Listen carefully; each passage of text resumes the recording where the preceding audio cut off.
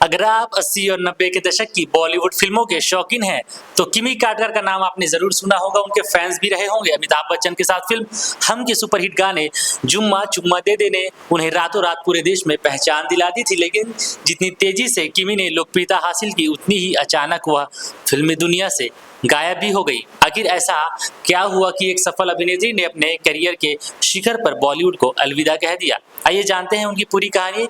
नमस्कार, आप देख रहे हैं एसबी मीडिया। मेरा नाम है तेजेश्वर साहू। चलिए वीडियो की शुरुआत करते हैं।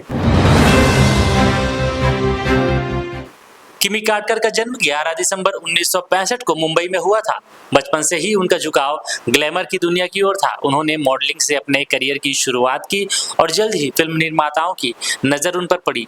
साल 1985 में उन्होंने फिल्म पत्थर दिल से बॉलीवुड में कदम रखा। इसी साल रिलीज हुई फिल्म एडवेंचर्स ऑफ टार्जन ने उनकी जिंदगी बदल दी। फिल्म में अभिनेता हेमंत बिरजे के साथ उनकी जोड़ी खूब पसंद की गई और किमी रातों रात चर्चा में आ गई। उनकी बोल्ड स्क्रीन इमेज ने उन्हें उस दौर की सबसे चर्चित अभिनेत्रियों में से शामिल कर दिया, जो बोल्डनेस के लिए काफी मशहूर होती जा रही थी।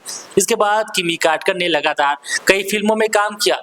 वर्दी, मर्द की जुबान, मेरा लहू, दरिया, दिल, गैर कानूनी जैसी करनी वैसी भरनी, शेर दिल, जुल्म की हुकूमत जैसी फिल्मों में उन्होंने अपनी अलग पहचान बनाई। लेकिन उनके करियर का सबसे बड़ा मोड़ साल 1991 में आया, जब फिल्म हम रिलीज हुई। अमिताभ बच्चन अभिनीत इस फिल्म में उनके साथ एक गाना फिल्माया गया, जुम्मा चुम्मा दे दे। गाना उस समय देश भर में सुपरहिट हुआ। इस एक गाने ने किमी कार्टर को हर दिल में पहचान बना दी और लोग उन्हें जुम्मा चुम्मा गर्ल के नाम से जाने लगे। अखबारों में उनके फोटोज छपते थे और लोग उन फोटोज को काटकर सैलून में चिपकाया करते थे। हालांकि सफलता के बावजूद किमी फिल्म इंडस्ट्री के माहौल से खुश नहीं थी। कई इंटरव्यूज में उन्होंने इसका खुलासा किया और उन्होंने खुलकर कहा कि बॉलीवुड में अभिनेत्रियों के साथ बराबरी का व्यवहार नहीं किया जाता।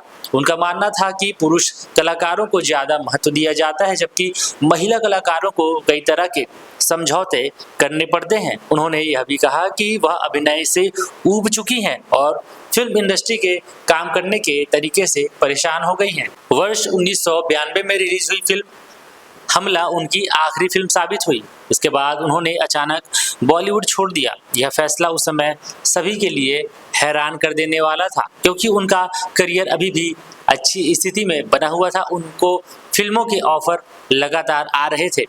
फिल्मों से दूरी बनाने के बाद किमी ने पुणे के फोटोग्राफर और विज्ञापन फिल्म निर्माता शांतनु शोरे से शादी कर ली। शादी के बाद उन्होंने पूरी तरह से ग्लैमर दुनिया को अलविदा कह दिया, उनसे दूरी बना ली। कुछ समय तक वह अपने परिवार के साथ ऑस्ट्रेलिया के मेलबर्न में भी रही।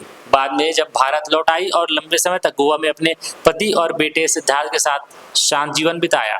उन्होंने मीडिया और फिल्मी लाइमलाइट से भी लगभग दूरी बनाए रखी। आज भी जब 90 के दशक के यादगार गानों की बात होती है तो जुम्मा चुम्मा दे दे का नाम सबसे पहले लिया जाता है और उसके साथ किमी कार्टर की भी यादें लोग ताज़ा कर लेते हैं। भले ही उन्होंने फिल्मों की दुनिया बहुत जल्दी छोड़ दी, लेकिन अपने छोटे से फिल्मी सफर में भी उन्होंने ऐसी पहचान बनाई जिससे आज भी दर्शक भूले नहीं जाते हैं। उनकी कहानी सिर्फ एक अभिनेत्री की नहीं, बल्कि उस कलाकार की भी है जिसने लोकप्रियता मिलने के बावजूद अपनी शर्तों पर जिंदगी कैसे जीना है ये उन्होंने खुद चुना। साथियों, आज की यह कहानी आपको कैसी लगी हमें कमेंट करके जरूर बताएं और ऐसी ही जानकारियों के लिए हमारे चैनल एसबी मीडिया को जरूर सब्सक्राइब करें। मुलाकात करते हैं नेक्स्ट वीडियो में। तब तक के लिए धन्यवाद, नमस्कार, जय जोहार।